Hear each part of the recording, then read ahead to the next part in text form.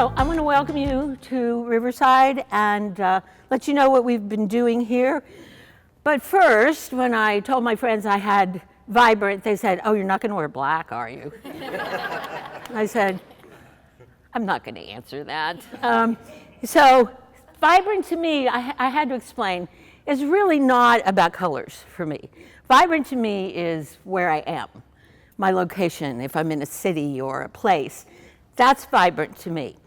And I'm going to tell you about my first thought of vibrant was, and then I'll tell you about where we are. So I went to school in Boston, to the BU, and I didn't have a car, took the subway everywhere, walked everywhere. I think I lived there for 12 years. But every once in a while, I had my now husband was my boyfriend. He traveled for business. And so I drove him to the airport. You can take, like here, the subway. And it's pretty close. So I would take him to the airport.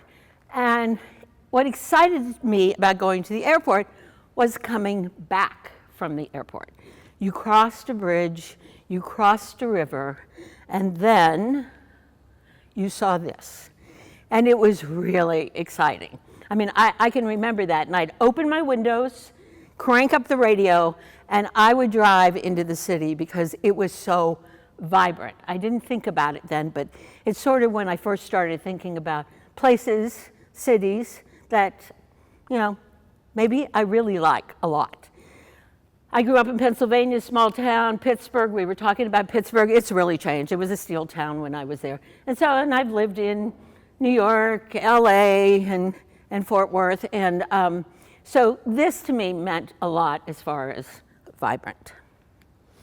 So, you probably can't see this, but I threw this in. I was doing some research because I thought, vibrant. I wonder if vibe comes from vibrant. No. I thought, well, it's close. Vibrant, vibe actually comes from vibrations. So I said, well, what's this?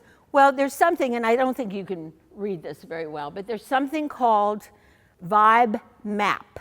You can find it on your phone. And if you go to a city, you can, instead of saying, I want the restaurants around me, it's actually data and mapping for people to say, I want certain vibes. I want local. I want something chill. I want romantic. There's all sorts of things. And one of the cities on there was Birmingham, which we were just talking to. Birmingham. Well, two people I know, Kenny, who's sitting here, and Martha from the city, have been at conferences in the last month in Birmingham. So I'm always looking for other cities that, have the vibe, have ideas that we can bring here.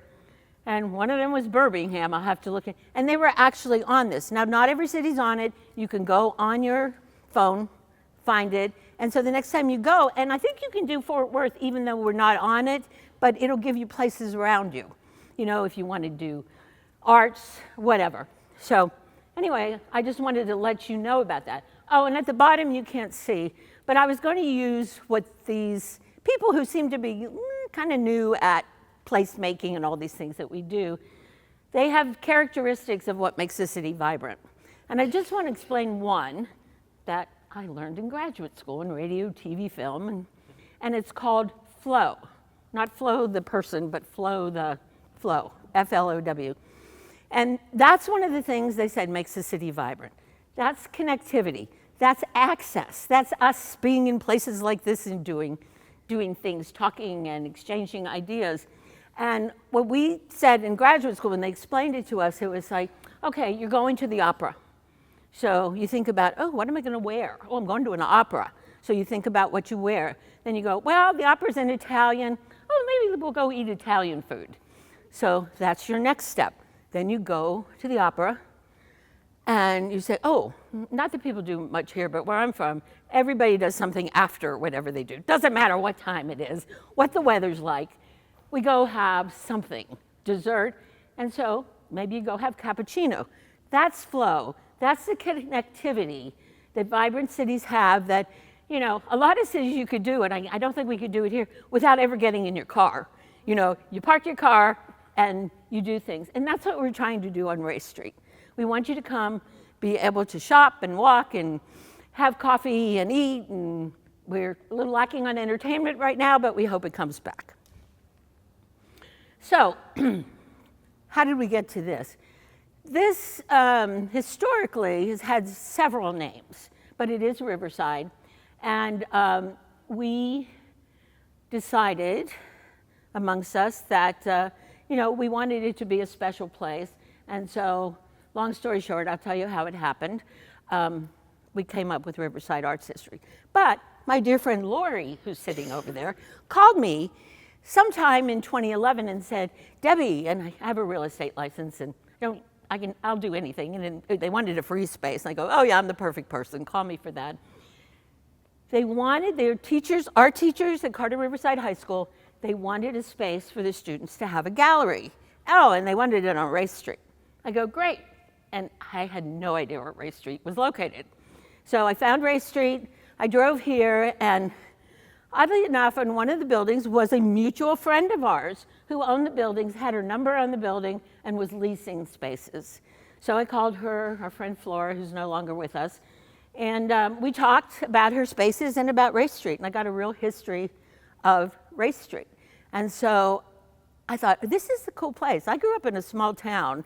There are more people in Riverside than there were in my town. And I thought, wow, this is a really cool Main Street, so commercial corridor.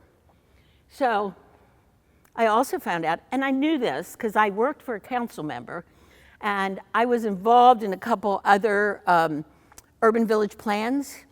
This is an urban village designated by the city to basically need some help in urban revitalization. So this is a plan, and I don't know if you can see the date, but it was approved in 2007, like everybody else's plan. I got there in 2011, at the end of 2011. So what do you think had been done between 7 and 11? Right. And it sat on a shelf, just like every other plan I've been involved in, except when we do our own thing. So this is a building where I met Fernando Costa. He's one of our assistant city managers, came up with the urban village plan. And we sat there and I said, this area is really cool. What's the story? And he goes, well, do something. I go, and I did that Blue Mountain Circle he got me too, because I had an art gallery there. And I said, like, do something what? I know there's some money. And he goes, great, spend it. I'm like, what are we supposed to do? I had no idea. So this building, like this building, which I'll tell you later, is a historic building. It was a pharmacy. It's called the McAdams Building. Somebody actually bought it after the city helped save it with the neighborhood from demolition. Demolition that would have put a used car lot on that spot. We're like, oh, great. So I looked at the buildings. I hope you can see some of these. Some we spruced up already. I can't figure out this picture on the top because, trust me, when I came here, there were no cars on the street. There was a Fuzzy's, there was a barbershop, there was a Dino's kind of seedy big bar, and that was it. So I don't know what this picture was from because there certainly were no cars. The buildings were either empty, which were Flora's buildings, and others, or in foreclosure. So, I thought, oh, but it looks really neat. And then there was this. And I went, oh, well, I don't know what we can do with that. But I didn't have to worry about that. This, if you noticed, was a bail bonds. We have bail bonds people on the street. And the owner was Joe Coffee. Well, guess what? Somebody bought it and put a coffee shop in there. That was the weirdest thing we saw. This was meant to be, and that's who provided our coffee and things, and it's right down the street. It did take them a long time to do it, but they did it. And it's my place where I like to hang out. If you want to meet the locals, that's where the locals are. I'm there every Saturday morning. I have met more people there from the area, not from the area. It's quite interesting, and I'll tell you a little secret. So my friend Deborah Ferguson, Deborah Ferguson, Channel 5. Her husband and his friend are there almost every Saturday morning. They ride their motorcycles here from Berkeley, or Mistletoe, wherever she lives. And I thought, wow, that's a real testament to what this is and why people like it. And my friend Phyllis has a brother living in Akron. He goes to a coffee shop every single morning. They have seats. It's the place to be. And so we're happy that we have this and they were able to turn it around. I just want to show you a couple of buildings. That was an old costume shop, very, very famous Hales costumes. And so we kind of painted it up. And if we want to talk vibrant colors, that's what we were trying to do, even though we didn't think about it at the time. And then this is the Union. It's an apartment building that really is in the spaces where we had all those cool little buildings that Flora owned, where we did a lot of pop-ups and a lot of things. And then the Post, which you saw had a fire, unfortunately is no longer here, but that was a music venue. And we were really excited about that. But Post went and Tropic Lady moved in where Fuzzies used to be. And Tropic Lady is the sister of the Bearded Lady. So we're really excited about that. And it's really good. I got people together and we decided that the arts were really important. Arts builds community. And so I got people together, leaders from the area. I don't live over here, but I was ready to do something. And I had Flora there who was very kind and let us use the buildings. So this comes from the National Endowment for the Arts.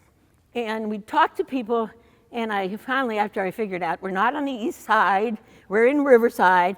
And I said, okay, what do you want to see on the street? So we went through some exercises, and they'd mention things like arts, gallery, entertainment, music, dance, theater, food, maybe alcohol. And so we came out with Riverside Arts District. And somebody jumped up from the meeting and said, oh, that's rad.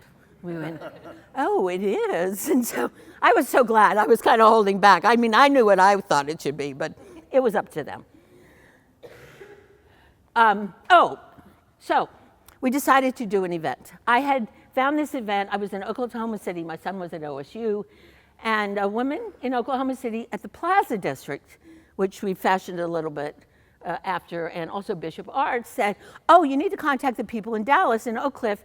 They started a program called Build a Better Block. And so basically that's showing people in your empty spaces what it could look like. And so I went, okay, fine, we can do that. And so I'm going, okay, but how do we do all this? I mean, I do come from theater. We're pretty, inventive. We can figure out things, but I thought, I don't know about this. So I found something called creative placemaking, where you infuse the arts into what you do. And then I found something called tactical urbanism, or DIY, do-it-yourself urbanism. And I like that because you don't have to spend a lot of money. You just do it. And for us, we just did it a lot, you'll see. And we did not ask anybody. I knew better. I worked for a council member. I'm like, not going there. I know how the city operates. So Lori was there, and you'll see her here. And so our philosophy was just do it and ask forgiveness later. I don't think we ever had to ask forgiveness, because in all honesty, I've learned from another author I've been reading that we who do things like this are called co-creators. And we're the ones who do the things the city would like to have done, but they're in no way going to do it. So that's what we did. And so the tactical urbanism is cheaper, quicker, lighter. You don't spend a lot of money. You try something. It may be your vision. It may work. It may not, but you haven't spent a lot of money. It's no big deal. It could be planting. It could be things that we did, like we had no crosswalks. Went to Ace Hardware and got our little roller and made crosswalks and all sorts of things. Nobody even noticed. Lori was there. And we had, when the hashtags were popular, we had hashtag rad as our crosswalk. We just did whatever we wanted. Nobody was too concerned. So, and if you see, we do cheaper. You see those painted tires?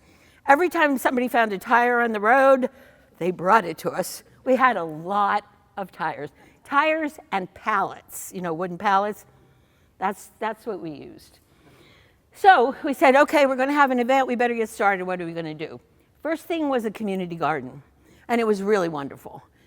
I don't garden. Fortunately, somebody came forward from the neighborhood and said, I can do this. She and her husband did it. Built the beds. We had donations of lumber. I don't know if you can see the pallets. Okay, so we're having the event in October. We needed time to educate everybody because they really didn't know what was going on, and I was educating myself. And the week before the event, someone stole the beds. I drove up and I'm going, oh my gosh, the beds are gone. Of course, I called every news outlet and said, oh, somebody stole our beds. And they covered it, and we drove the neighborhood. We thought, oh, I mean, there are kittens on there and little animals. People painted them. We go, who wants this lumber? It was really good lumber, but, you know, the painting, we didn't think anybody would be attracted to it. So somehow in a week, they got it back together. Community garden was really important. They paid for it. People paid on their own, so if they wanted a space, it was a nominal fee, and they brought their own plants and, you know, whatever. So once again, DIY, do it yourself, worked. Here's another thing. So there's Lori right there. She had a little studio in that building. That was Flora's building. We had about 8 or 9 artists who had art studios in there. The first mural was a graffiti mural by the students at Riverside High School with her colleague, Mary, who's excellent at doing this. And then that came later, the fence. The city required a buffer. That was a parking lot that was going to be repaved. They required 1 tree. I don't think that was a problem. And a buffer. And Flora called me and said, we either are going to get a picket fence or shrubbery. I go, really? Do we have to? And so Lori and I went out, scouted, got some metal, and we put this together with Gary. And so that was an art piece. And then the other one was, that was a fence that was in front of the electrical contractor on the street. And then this is a pole that we didn't like. It was a utility pole, the same old, you know, utility poles that are around. We just didn't like it. We thought it was ugly. So we thought about putting birdhouses. I had seen that somewhere. So we went to the community center, summer camp. They bought the birdhouses, they put them together, and she and I went and would help the kids paint them. And we put them up. And you know, we didn't have to ask forgiveness. Nobody even noticed except they liked it. And so, you know, keep that in mind. I'm an advocate for that. So if you feel like you want to do it somewhere, I'm fine. So we continued on. We had a lot of pop-ups. We had markets, and some of our markets were really interesting because we did get tenants out of the markets. They did move into the buildings. And one better block that we did, I literally went online and called someone with an ice cream truck. I said, could you bring your truck for our event? And you know what they do? They ask you, how many people are you going to have? I'm like, I have no idea. I have no idea. And so she eventually came, and it was Gypsy Scoops, and she opened a spot on Rice Street. Then she opened another spot on the south side, and then she left and moved out of town. But, you know, the markets do help. And obviously it was a good thing to do. There's so many markets now, it's hard to keep track. And then, so here's our events. We actually had something with bright colors. We had art all night, Rollick, and even though this is black and white, this guy was very vibrant. And he was a lot of fun. He was the barista who made coffee very slowly, but it was okay. So then this is the back of what is now the apartment buildings. That building across the street is the very first building when I came here, is new building that's affordable housing. And in that space, people who live here know that it was crime-ridden with drugs and prostitutes and all sorts of things. And that property, this is NRP they're originally from Ohio, but from San Antonio, and they built other things in the city that was kind of affordable housing. And when I worked on the council, affordable housing was it was kind of had a bad name. But, you know, and people gave us a hard time with this, but it's turned out to be great. I mean, look at this. This is affordable housing for the most part. And then we went back to doing some more arts things. And you see that little house there? That's our friend Kathleen has a business beside it. That is not a library. That is called a FLAG, Free Little Art Gallery. And so somebody during COVID came up with the idea. Kathleen saw it. We said, sure. Panther City artists, her friend Sarah helped with it. And of course, we put it on the register with all the other ones. And of course, we're in Texas. You know, everybody else had like a 1-story little house. No, we have 3 stories. And so we fill it with art. You can go there, take a piece of art. If you like, bring a piece of art. And the one thing that they did, they really made it look like, they tried to make it look like a gallery, and they pasted little people in there and some chairs, and they really glued it down.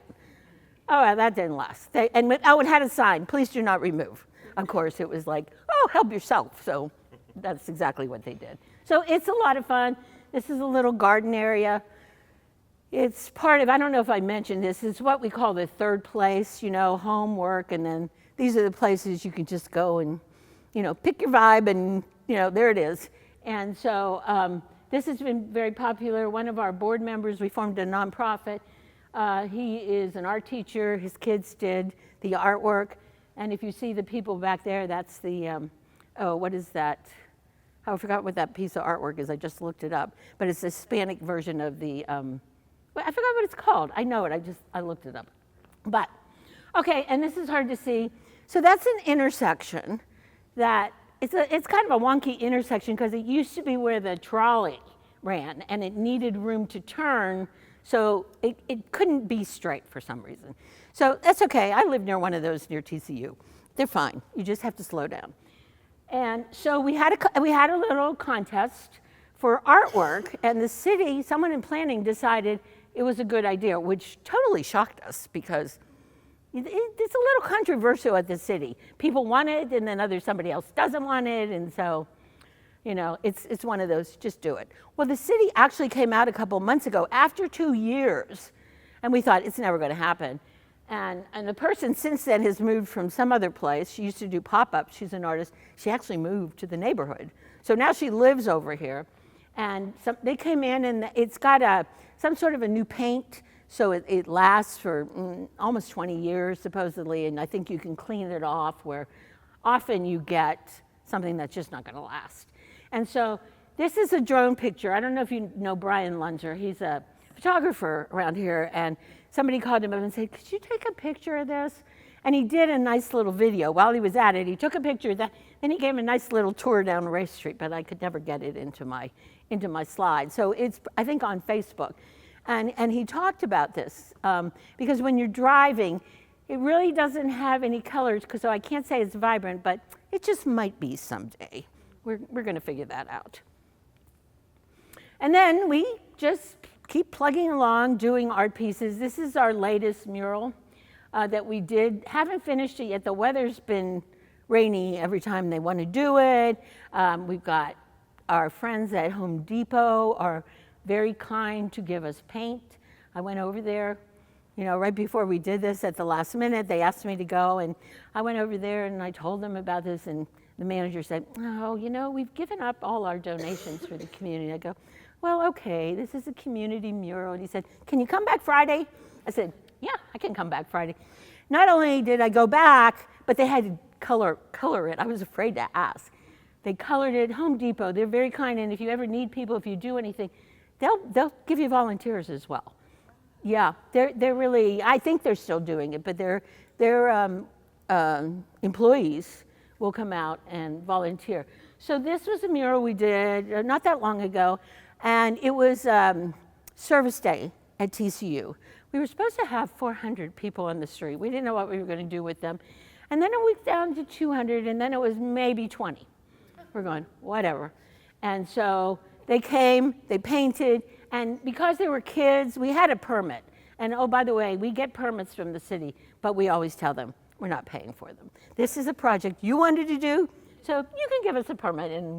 And we've been very lucky that way, and they've given us a lot of purview over things that you know, require permits, and we get one. So when you have kids under 18 or whatever, you can't have the scaffolding, you can't have ladders. So it only goes up to, you know, but it will go up to the top. We just haven't. We're waiting for the weather.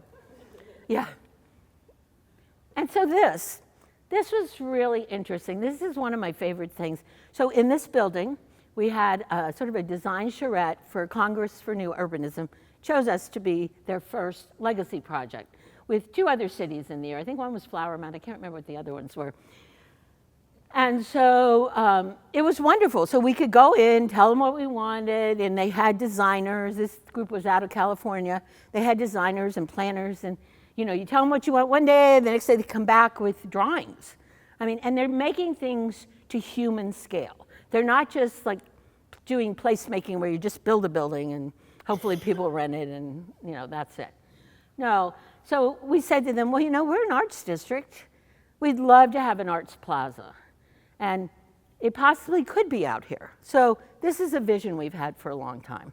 And we're hoping that, maybe someday it could happen, because we could close. This is 6 points, 6 streets coming in, and it's crazy. And we're thinking, really needs a roundabout. But we were thinking, maybe this will happen, something here, because there's a lot of property in the street out there. And I don't know if you see these 3 women in the front. I loved it because they're on pointe shoes on the grass, which never would happen. Never, but we can dream and have fun. And so then we get back here to the Baptist church, and I can't remember when they opened. Was it 19? I don't even remember. But this was another building that was slated to be demolished. Somebody bought it, somebody was going to level it, and he was going to build a new apartment building. We don't need a new apartment building. We needed this building to be housing, whatever it was going to be. And I don't know if you know or you've heard, Megan Lash has Sagebrook. She's done a lot of affordable housing in the area. She did the Everly on 8th Avenue, which has the pool, which is the gallery. She did one near Baylor, All Saints, and one on the east side. And she does them, she's based out of Austin and partners in Weatherford. It's sort of local. So she came in, thankfully, with the help of the neighborhood, and the neighborhood said, oh no, this is not going anywhere. We have to use this building. It means a lot to people. So she came in, and you see, and I wish it was a really bright, maybe later time of the day, talk about vibrant. These windows throw light onto this floor, onto the walls. It's really quite breathtaking when we see the color that does. So come back later in the day sometime. And the lights, the windows that you see back there, that was an issue because those 2 walls are units. They're 2-story units, one on each side, that people live in. I've never seen them because they're always rented. But they, at first, were going to block those windows a little bit. Somebody came in and said, oh no, you can't do that. Which thankfully was a good idea, because you don't want to block those windows from here. And people up there and in some of the other units actually have stained glass windows in their units. And so this is affordable housing, tax credits. It's more complicated than I can tell you, to me anyway. But there are, I think there are 91 units, 10% are market rate. So we have a little mix of both. And we're so happy they're here. They even called me or sent me a message when they put their stained glass piece of artwork, and they called me to tell me, Debbie, we put a piece of artwork, and thank you. We were very happy. Somebody is actually listening. So we're very thankful that they are here. They allow us to use the space, and we've shown a film in here. We had a band from the Boys and Girls Club in here one time. But if you ever want to use this, keep in mind, they only have one outlet. They didn't think about, oh, maybe we need to plug more than one thing in. But it's really a lovely space, and we're really thankful that they're such good neighbors. So I don't think I have anything else that I want to say. That's really, as Ann will tell you, an abbreviated version of what we've done.